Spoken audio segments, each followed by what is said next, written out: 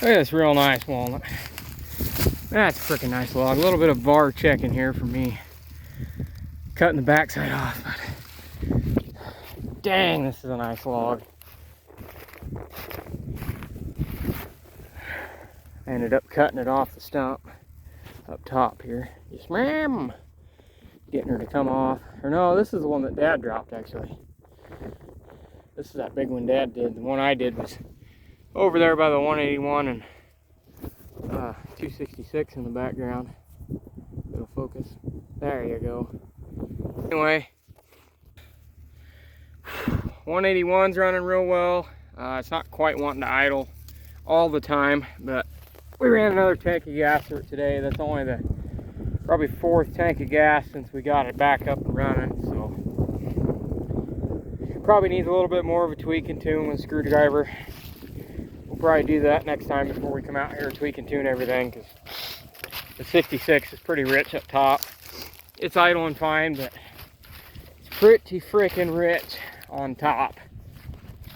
It could get another 900 RPM pretty easily. 372 is running good, but it's got a burr and a bar, so it ain't wanting to cut worth a shit. I'll fix that before we come back out here as well.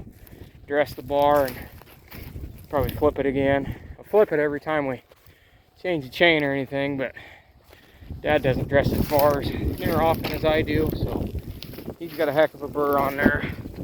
We'll get her dressed up and we'll be back out here to take a few more.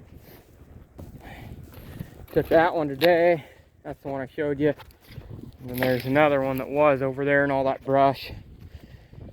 And then from where that orange paint line is, if you can see it there on up, we get that. And then down the riverbank over that way, and then there's a terrace, and across the terrace there's a few more. And then on the other side of the river there's probably 5 or 6 dozen more. But other side of that bridge that's right there, there's a dirt road that goes back in there, and that's our access. So I'll be trying to get some better video. I gotta order a tripod, and if I do, I'll take some videos of us stumping a few when we're using the winch, because it's actually kind of a cool process to watch that winch work. I don't have to get up in them very high at all, as long as we're fairly far out, and he's got all kinds of pull. I mean, this tree was leaning this way, and we pulled it almost 180 the wrong way, and we were only up in it about 15 feet.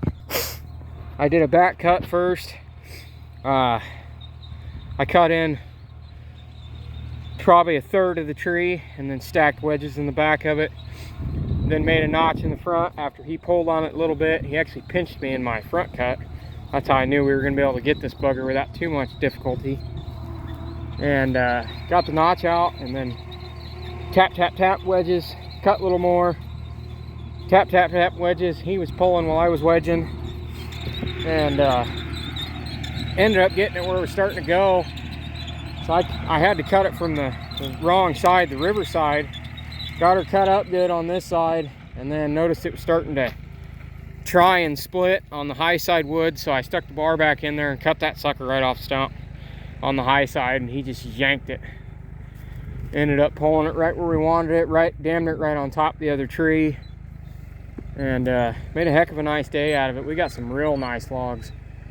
A 10-footer that might bring bottom veneer, it's like 10.5, and then one that is another 10.5 that if it doesn't bring veneer, I'll be very surprised.